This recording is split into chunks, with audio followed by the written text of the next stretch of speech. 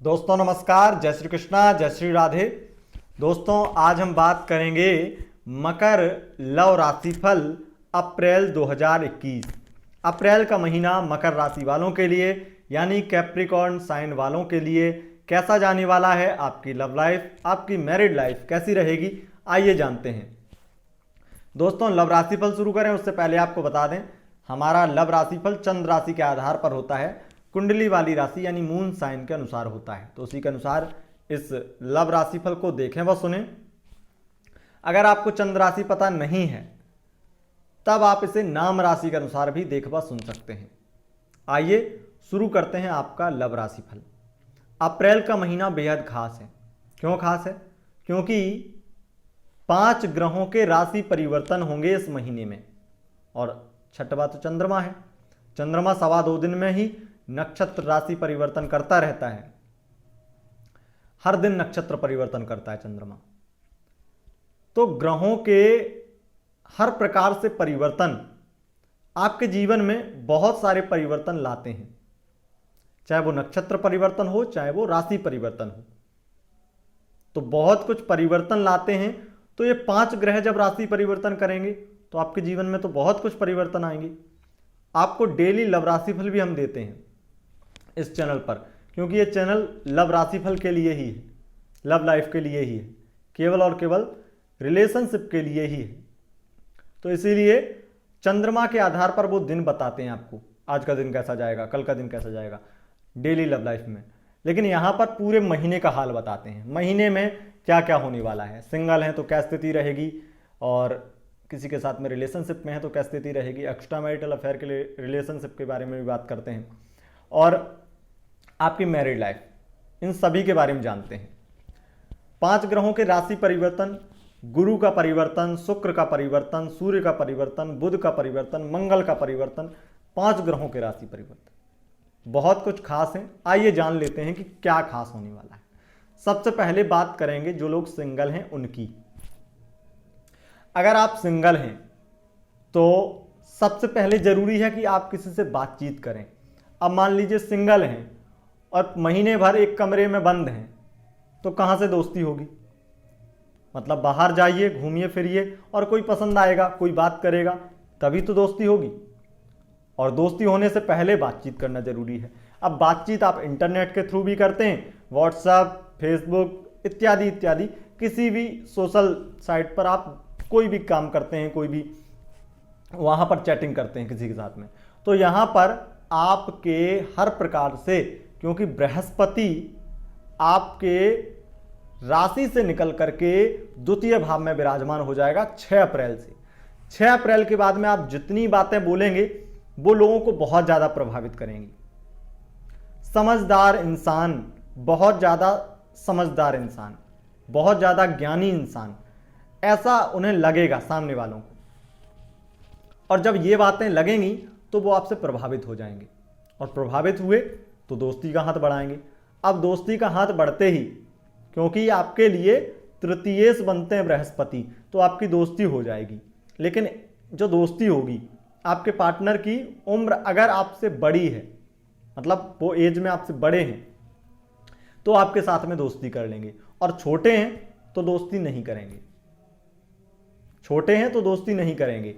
यह स्थिति single life के लिए, दोस्ती हो जाएगी। अब किसी को प्रपोज करना चाहते हैं, फीलिंग जागृत नहीं हो पाएंगी, दोस्ती हो जाएगी, फीलिंग उतनी ज़्यादा बढ़ नहीं पाएंगी आपकी, क्योंकि आप कंफ्यूज रहेंगे। क्यों कंफ्यूज रहेंगे?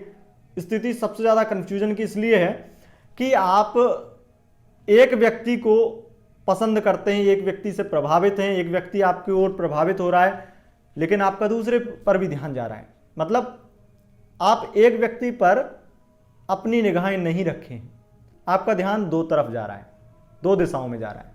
कोई और भी है जिसे आप पसंद करते हैं, तो इस बात से कंफ्यूज होकर के आप किसी को भी प्राप्त नहीं कर पाएंगे, सिंगल ही रहेंगे पूरे महीने। इसीलिए अगर किसी एक के पीछे जाते हैं, एक के लिए ही टाइम देते हैं, तो आपकी बात बन सकती है। और किसके पीछे, किसके लिए जाना? जो आपको पसंद कर रहा है, जो आपसे प्रभावित है, और जो आपके नेचर, जो आपके व्यवहार है, जो आपके व्यक्तित्व को पसंद कर रहा है, उसके पास जाइए। अब बात कर लेते हैं जो लोग रिलेशनशिप में हैं उनकी लव लाइफ। आपके लिए बहुत ज़्यादा संभावनाएं हैं, क्योंकि आपके चतुर्थेश मंगल बनते हैं और मंगल षष्ठम भाव में 14 अप्रैल के बाद में जाएंगे। 14 अप्रैल के बाद में स्थितियां ये बन जाएंगी। 14 अप्रैल से पहले थोड़े बहुत झगड़े हो जाएंगे। देखो, झगड़ा अगर रिलेशनशिप में चलता रहता है, लव लाइफ में थोड़ा बहुत, तो इसमें कोई बुराई नहीं है। अगर पार्टनर गुस्सा कर रहा है, पार्टनर कुछ उल्टा सीधा भी बोल रहा है, तो इसमें कोई बुराई नहीं है। वो आपको अपना समझता है, तब वो इतना बोल रहा है। नहीं, कोई किसी को क्यों बोलता है, कोई किसी से नाराज क्यों होता है, तभी होता है ना जब वो उसे अपना समझता है। उसे लगता है कि वो इसे मना लेगा, कि मैं अगर नाराज हो जाता हूं तो मना लेगा मेरा पार्टनर आगे, इसलिए नाराज होता है। और अब ये नाराजगी नहीं होगी, 14 अप्रैल तक तो रहेगी। 14 अप्रैल तक अगर आप नहीं मनाएंगे और ज़्यादा भाव खाएंगे तो फिर षष्ठम भाव में मंगल जाएगा। आप उनके और आपके संबंध, आपके भी हो सकते हैं लेकिन उनकी संभावनाएं ज़्यादा हैं। दोनों के मन में कोई तीसरे थर्ड पार्टी के विचार आ सकते हैं। आपके पार्टनर के विचार किसी तीसरे की तरफ जा सकते हैं, कोई और उनकी लाइफ में आ सकता है, क्योंकि षष्ठम भाव कंपटीशन, लव लाइफ में भी एक कंपटीशन है, लाइन लगी हुई है।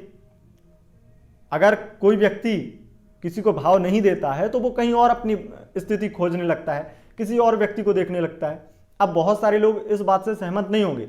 बहुत सारे लोग ये भी कहते हैं कि फिर प्यार ही क्या, जो छोटी सी बातों पे किसी दूसरे पर ध्यान देने लगे। बात सही है, पर जो ह्यूमन नेचर है वो ऐसा नहीं है, वो ठीक इससे विपरीत है। ये तो अपनी अपनी दिल की बातें हैं, जो हर व्यक्ति को अपने अंदर के विचार हैं। लेकिन जो नेचर है इंसान का, वो तो ऐसा ही है कि वो थर्ड पार्टी की तरफ स्थितियां बढ़ाने लगेगा और वो किसी और से प्रभावित, अट्रैक्ट होने लगेगा।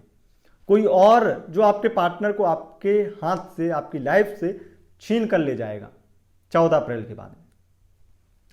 अब बस इतना ध्यान दीजिएगा कि रिलेशनशिप में स्थितियां अगर अच्छी बनाना चाहते हैं तो पार्टनर को किसी दूसरे की तरफ ध्यान देने के लिए समय ही मत दीजिए। अगर रिलेशनशिप को सुधारना चाहते हैं या ठीक रखना चाहते हैं, इस बात का विशेष ध्यान दीजिएगा। झगड़े, वाद विवाद जब कलह का रूप ले लें या अभद्रता बहुत बुरी तरह हो जाए, तब तो स्थितियां बनती हैं कि थोड़ी सी खराब हो जाती हैं। लेकिन अगर नाराजगी और गुस्सा तक सीमित रहता है तो प्यार है, और उस प्यार को खोइए मत। आपके रिलेशनशिप में बहुत सारी स्थितियां 14 अप्रैल के बाद में बिगड़ेंगी। उन्हें सुधारने के लिए प्रयास कीजिए कि आसानी से सुधर जाएं, और उपाय कीजिए जो हम आपको उपाय देते हैं दैनिक लव राशिफल में, दैनिक लव टिप्स देते हैं, उन्हें कीजिए। यहां पर अगर हम बात करते हैं मैरिड लाइफ की, मैरिड लाइफ में आपके लिए नाराजगी है, तलाक इत्यादि की संभावनाएं बढ़ जाएंगी। अभी तक बृहस्पति की दृष्टि थी तो बचा हुआ था डाइवोर्स। भले ही नीच के बृहस्पति थे, लेकिन बृहस्पति तो निर्मल है, उनकी तो निर्मल दृष्टि है।